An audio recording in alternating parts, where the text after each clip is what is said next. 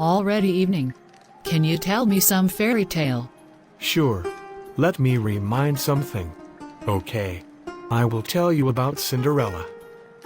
Once upon a time a girl named Cinderella lived with her stepmother and two stepsisters.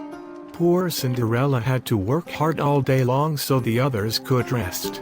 It was she who had to wake up each morning when it was still dark and cold to start the fire. It was she who cooked the meals. It was she who kept the fire going. The poor girl could not stay clean from all the ashes and cinders by the fire. What a mess! Her two stepsisters laughed. And that is why they called her Cinderella.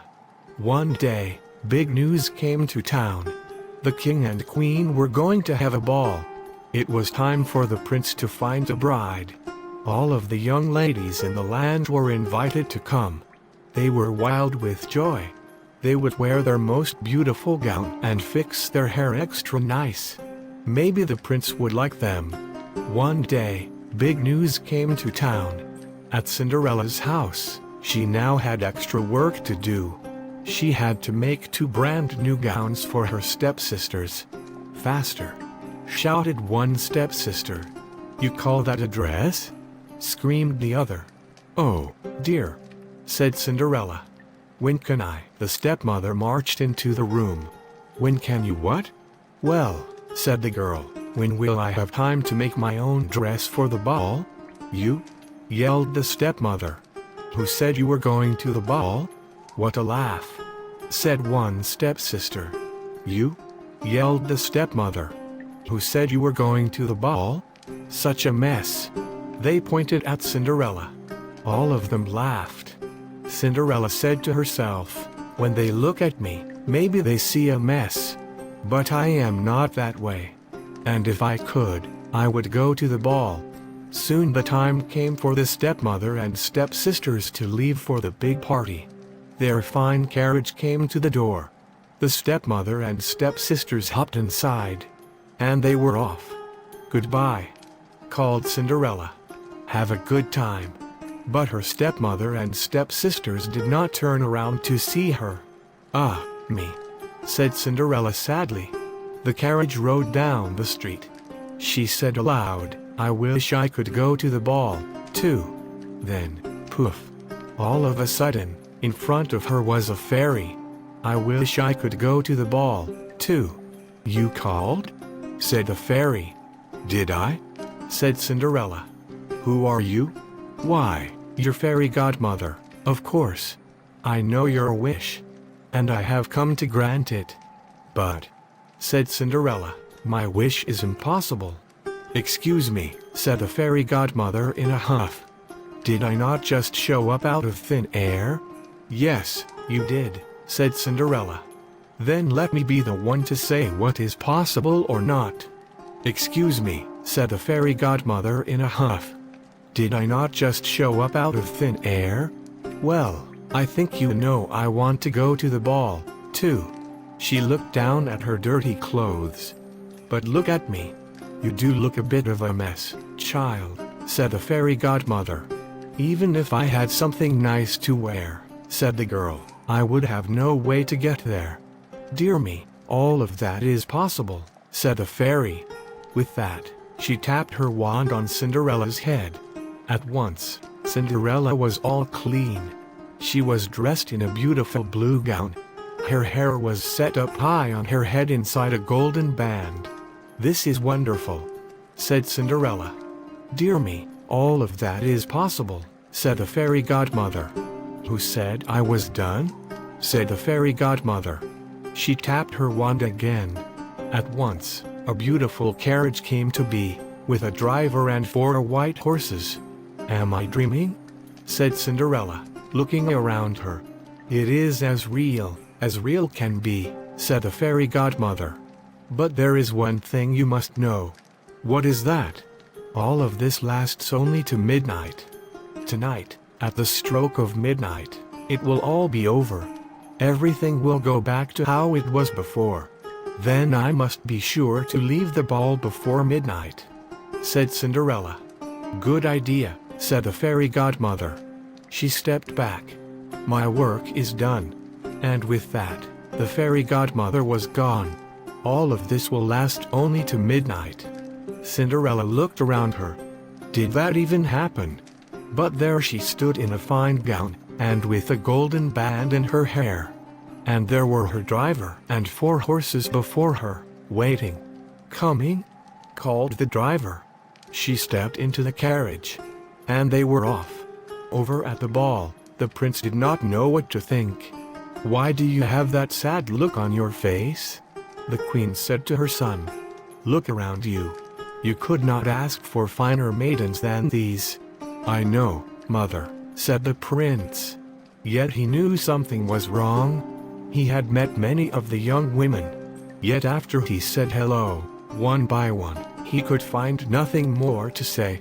"Look," someone pointed to the front door. "Who is that?" All heads turned.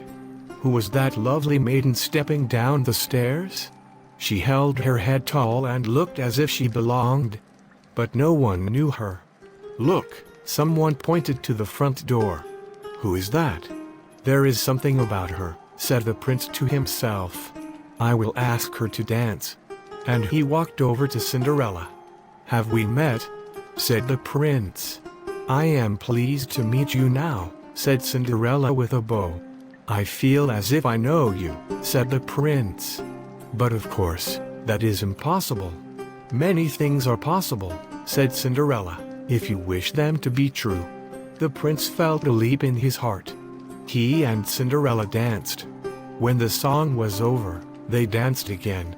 And then they danced again, and yet again. Soon the other maidens at the ball grew jealous. "Why is he dancing all the time with her?" they said. "How rude." "Many things are possible," said Cinderella, "if you wish it to be true." But all the prince could see was Cinderella. They laughed and talked, and they danced some more. In fact, they danced for so long that Cinderella did not see the clock. "Dong," said the clock. Cinderella looked up. "Dong," went the clock again. She looked up again. "Oh, my," she cried out. "It is almost midnight." "Dong," rung the clock. "Why does that matter?" said the prince. "Dong," called the clock. "I must go," said Cinderella. "Dong," went the clock. "Oh my," she cried out. "It's almost midnight." "But we just met," said the prince. "Why leave now?" "Dong," rung the clock. "I must go," said Cinderella. She ran to the steps. "Dong," said the clock. "I cannot hear you," said the prince. "The clock is too loud." "Dong," rung the clock. "Goodbye," said Cinderella. Up the stairs she ran. "Dong," went the clock. "Please, stop for a moment," said the prince. "Dong," rung the clock. "Oh, dear," she said as one glass slipper fell off her foot on the stair. But Cinderella kept running up. "Dong," said the clock. "Please wait a moment," said the prince. "Dong," rung the clock. "Goodbye," Cinderella turned one last time. Then she rushed out the door. Dong. The clock was quiet. It was midnight. "Wait," called the prince. He picked up her glass slipper and rushed out the door. He looked around but could not see her blue dress anywhere. "This is all I have left from her," he said, looking down at the glass slipper. He saw that it was made in a special way, to fit a foot like none other. "Somewhere there is the other glass slipper," he said. "And when I find it, I will find her, too. Then I will ask her to be my bride. This is all I have left from her," he said, looking down at the glass slipper. From hut to hut, from house to house, went the prince. One young woman after another tried to fit her foot inside the glass slipper. But none could fit. And so the prince moved on. At last the prince came to Cinderella's house. "He is coming," called one stepsister as she looked out the window. "At the door," screamed the other stepsister.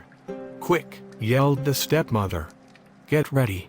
One of you must be the one to fit your foot in that slipper, no matter what.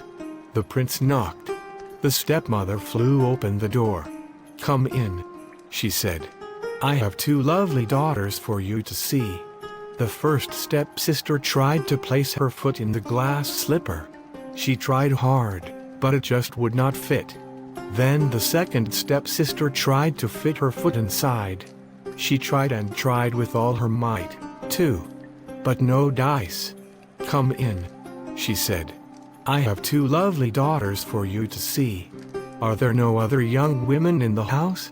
said the prince. "None," said the stepmother. "Then I must go," said the prince. "Maybe there is one more," said Cinderella, stepping into the room. "I thought you said there were no other young women here," said the prince. "None who matter," said the stepmother in a hiss. "Come here," said the prince. "Maybe there is one more," said Cinderella, stepping into the room. Cinderella stepped up to him. The prince got down on one knee and tried the glass slipper on her foot. It fit perfectly. Then, from her pocket, Cinderella took out something. It was the other glass slipper. "I knew it," he cried. "You are the one." "What?" shouted a stepsister. "Not her," screamed the other stepsister. "This cannot be," yelled the stepmother. But it was too late. The prince knew that Cinderella was the one. He looked into her eyes. He did not see the cinders in her hair or the ashes on her face. "I have found you," he said. "And I have found you," said Cinderella. And so Cinderella and the prince were married, and they lived happily ever after. Thanks. Very interesting story.